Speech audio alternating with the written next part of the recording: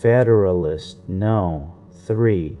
The same subject continued, concerning dangers from foreign force and influence. For the Independent Journal, Saturday, November 3rd, 1787. J.A.Y. To the people of the state of New York. It. Is not a new observation that the people of any country, if, like the Americans, intelligent and well-informed, seldom adopt and steadily persevere for many years in an erroneous opinion respecting their interests. That consideration naturally tends to create great respect for the high opinion which the people of America have so long and uniformly entertained of the importance of their continuing firmly united under one federal government, vested with sufficient powers for all general and national purposes. The more attentively I consider and investigate the reasons which appear to have given birth to this opinion, the more I become convinced that they are cogent and conclusive. Among the many objects to which a wise and free people find it necessary to direct their attention, that of providing for their safety seems to be the first. The safety of the people doubtless has relation to a great variety of circumstances and considerations, and consequently affords great latitude to those who wish to define it precisely and comprehensively. At present I mean only to consider it as it respects security for the preservation of peace and tranquility, as well as against dangers from foreign and influence, as from dangers of the like kind arising from domestic causes. As the former of these comes first in order, it is proper it should be the first discussed. Let us therefore proceed to examine whether the people are not right in their opinion that a cordial union under an efficient national government affords them the best security that can be devised against hostilities from abroad. The number of wars which have happened or will happen in the world will always be found to be in proportion to the number and weight of the causes, whether real or pretended, which provoke or invite them. If this remark be just, it becomes useful to inquire whether so many just causes of war are likely to be given by united America as by disunited America. For if it should turn out that united America will probably give the fewest, then it will follow that, in this respect, the Union tends most to preserve the people in a state of peace with other nations. The just causes of war, for the most part, arise either from violation of treaties or from direct violence. America has already formed treaties with no less than 6 foreign nations, and all of them, except Prussia, are maritime and therefore able to annoy and injure us. She has also extensive commerce with Portugal, Spain, and Britain, and, with respect to the two latter, has, in addition, the circumstance of neighborhood to attend to.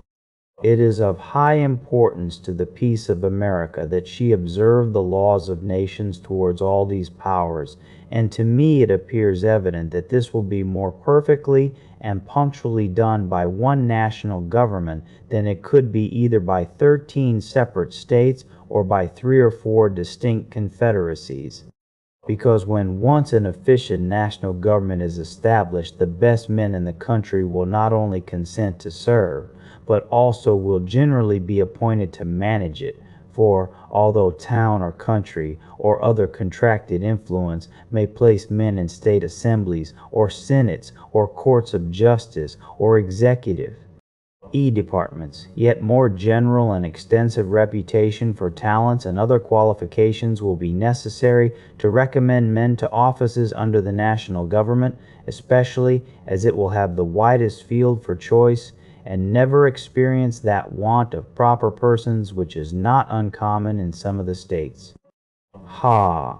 Hence, it will result that the administration, the political councils, and the judicial decisions of the national government will be more wise, systematical, and judicious than those of individual states, and consequently more satisfactory with respect to other nations, as well as more safe with respect to us. Because, under the national government, treaties and articles of treaties, as well as the laws of nations, will always be expounded in one sense and executed in the same manner, whereas adjudications on the same points and questions in 13 states or in 3 or 4 confederacies will not always accord or be consistent, and that as well from the variety of independent courts and judges appointed by different and independent governments as from the different local laws and interests which may affect and influence them. The wisdom of the convention in committing such questions to the jurisdiction and judgment of courts appointed by and responsible only to one national government cannot be too much commended, because the prospect of present loss or advantage may often tempt the governing party in 1 or 2 states to swerve from good faith and justice. But those temptations, not reaching the other states, and consequently having little or no influence on the national government, the temptation will be fruitless and good fa, if and justice be preserved. The case of the treaty of peace with Britain adds great weight to this reasoning, because even if the governing party in a state should be disposed to resist such temptations, yet as such temptations may, and commonly do, result from circumstances peculiar to the state, and may affect a great number of the inhabitants, the governing party may not always be able, if willing, to prevent the injustice meditated, or to punish the aggressors. But the national government, not being affected by those local circumstances, will neither be induced to commit the wrong themselves, nor want power or inclination to prevent or punish its commission by others. So far, therefore, as either designed or accidental violations of treaties and the laws of nations afford just causes of war, they are less to be apprehended under one general government than under several lesser ones, and in that respect the former most favors the safety of the people. As to those just causes of war which proceed from direct and unlawful violence, it appears equally clear to me that one good national government affords vastly more security against dangers of that sort than can be derived from any other quarter, because such violences are more frequently caused by the passions and interests of a part than of the whole, of 1 or 2 states than of the Union. Not a single Indian war has yet been occasioned by aggressions of the present federal government, feeble as it is, but there are several instances of Indian hostilities having been provoked by the improper conduct of individual states, who, either unable or unwilling to restrain or punish offenses, have given occasion, to the slaughter of many innocent inhabitants. The neighborhood of Spanish and British territories, bordering on some states and not on others, naturally confines the causes of quarrel more immediately to the borderers. The bordering states, if any, will be those who, under the impulse of sudden irritation and a quick sense of apparent interest or injury, will be most likely, by direct violence, to excite war with these nations, and nothing can so effectually obviate that danger as a national government, whose wisdom and prudence will not be diminished by the passions which actuate the parties immediately interested. But not only fewer just causes of war will be given by the national government, but it will also be more in their power to accommodate and settle them amicably. They will be more temperate and cool, and in that respect, as well as in others, will be more in capacity to act advisedly than the offending state.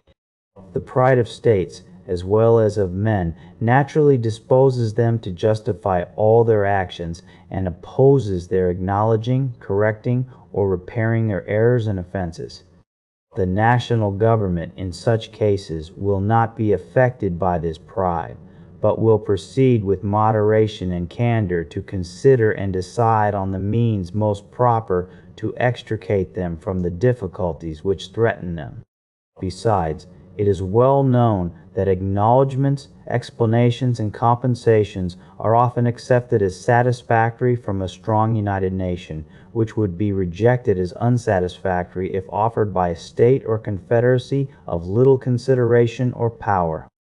In the year 1685, the state of Genoa, having offended Louis XIV, endeavored to appease him. He demanded that they should send their doge or chief magistrate accompanied by 4 of their senators to F'Rance to ask his pardon and receive his terms. They were obliged to submit to it for the sake of peace. Would he on any occasion either have demanded or have received the like humiliation from Spain or Britain or any other powerful nation? Publius.